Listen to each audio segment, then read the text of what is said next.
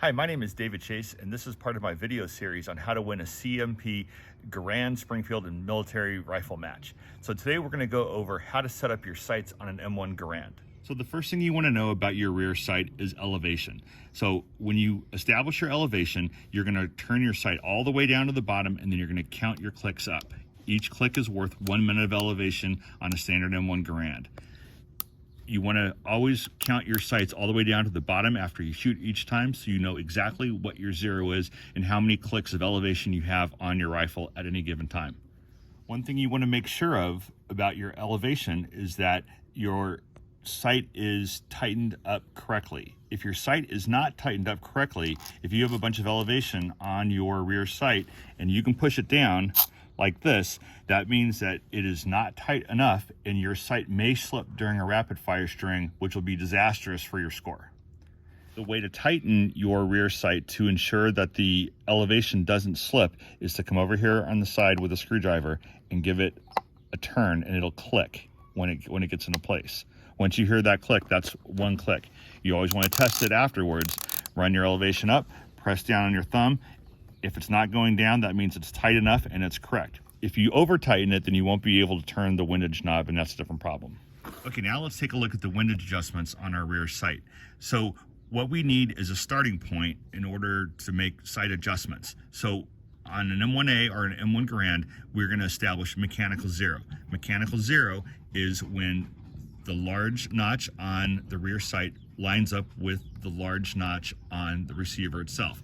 So this is called mechanical zero, and this is our starting point, our reference point for all of our regular zeros. So you're going to move this back and forth until you get to what you think is mechanical zero, and once you've established that, then you want to draw a line. You can either use paint or nail polish or anything. Put a couple of lines on both sides that go across the sight to the receiver, and you also want another line that goes across the receiver and the knob of your windage knob, okay? Once you've done this, you'll be able to get back to mechanical zero very easily, and you'll understand your zero going forward. If your zero is maybe one click off of mechanical zero to the left, it's easy to identify. Not so much here, but you know you're a click off here because your knob is one click to the left, vice versa to the right. Either way, if you are a whole rotation off, and which is 4 clicks, this may line up, but you'll be able to easily identify that you are not on mechanical zero because these lines will tell you, because now your lines on the receiver to the sight themselves are going to be off a full rotation, and that's easy to see. So that way you won't make that mistake of being a full rotation off. Okay, now that we've established your mechanical zero, it's time to play with the front sight. So in order to zero your rifle for the first time, set your rear sight to mechanical zero and then make all of your wind adjustments on your front sight at the beginning. Ideally what you want is to have your rifle regular zero to be as close to mechanical zero as possible. That way you have the full range of your rear sight.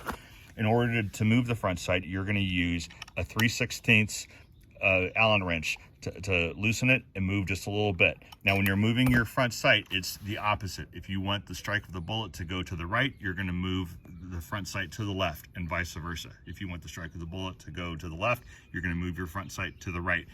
This is best accomplished with a buddy at the range that once you get in position, you can make very minor adjustments to get this as close to mechanical zero as possible. Once you have established it's pretty close, or you're within a click or two, then tighten this down, make sure this is tight, and you are good to go. Okay, now that we've established our zero, the important thing to do is write it down so you know what it is. So go to your scorebook, and you should keep a scorebook whenever you're shooting your rifle, especially at these matches, and put down this important information. At prone or standing, you want to know what your elevation was when you started and when you ended, so you know if there was a change for that particular match. You also want to put your wind so you know. So on this particular one, I started with 12 up and then ended up with 13, and with my zero it's 3 right. So you want to make sure you have that. You know what your established zero is all the time, and you can repeat it all the time based on your ammo and what you're doing.